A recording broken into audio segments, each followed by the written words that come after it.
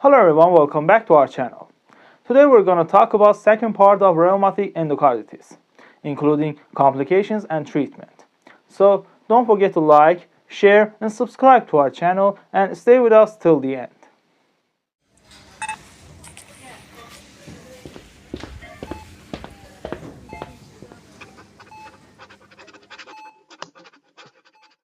Uncomplicated infective endocarditis or IE can be managed by the IE management team. Complicated cases with heart failure, severe valve failure, structural destruction, and embolic complications need a specialized team for optimal treatment and follow-up. Antimicrobial therapy is used to eradicate the infection and is usually long-term. The duration is calculated from the first day of a negative blood culture and continues until no infection is seen.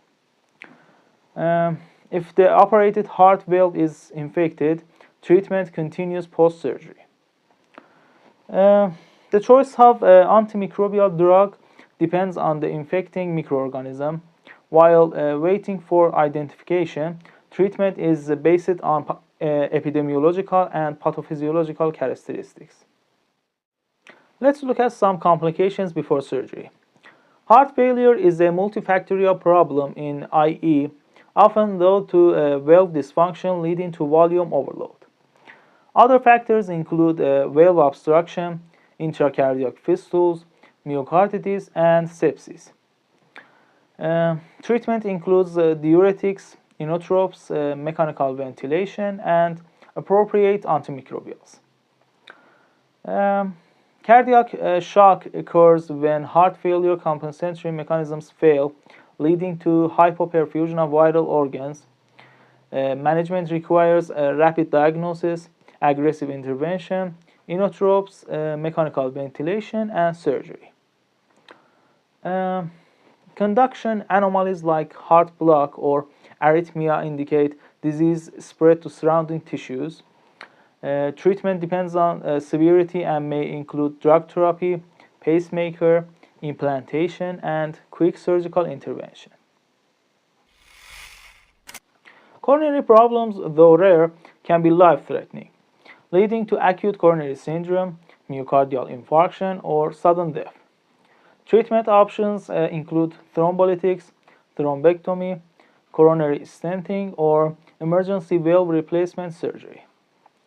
Other heart complication is ischemic stroke, primarily caused by septic embolism, is more common with mitral valve involvement and Staphylococcus aureus infection. Antibiotic treatment is crucial, but thrombolytics are not recommended due to bleeding risks. And also immediate valve surgery can improve outcomes. The other complication that I should say is acute kidney injury. Acute kidney injury in IE patients can result from hypotension, renal toxicity, or glomerular damage. Treatment includes supportive care and infection management. Severe cases may require a kidney transplant. Sepsis caused by infection spreading from the heart to the blood triggers a systemic immune response.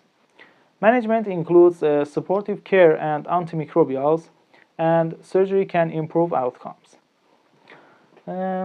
Pulmonary complications are mostly seen in right-sided infective endocarditis.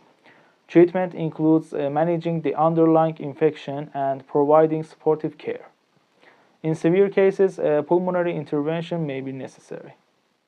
Now let's talk about measures during surgery. Hemodynamic instability can be a significant issue. This instability can be caused by the underlying function of the patient's heart, volume status, and systemic inflammatory response. Patients with infective endocarditis are more sensitive to cross-clamp and cardiopulmonary bypass compared to other cardiac surgery patients. Monitoring should include invasive blood pressure monitoring and cardiac output measurement, and it's also necessary to use transesophageal echocardiography or TEE. In patients with unstable conditions, checking for lower limb ischemia by monitoring arterial oxygen saturation and controlling urine output or lactate levels is required. Treatment includes intravenous volume restoration, vasopressors, and inotropes. Coagulation and bleeding are also concerns. In these patients, immunothrombosis and inflammatory reaction between inflammation and coagulation can occur. Hypercoagulation is common, but during surgery, both coagulation and bleeding can happen, depending on the patient's underlying factors, medications, and the surgery itself.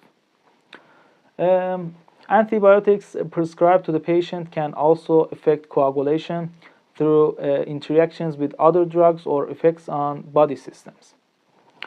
About 80% of infective endocarditis patients who undergo surgery need blood transfusions.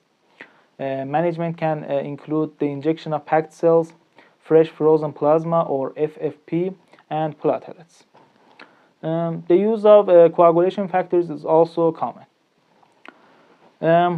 Although blood salvage is common in heart surgeries, it's not used in these patients due to the fear of intensifying the inflammatory response.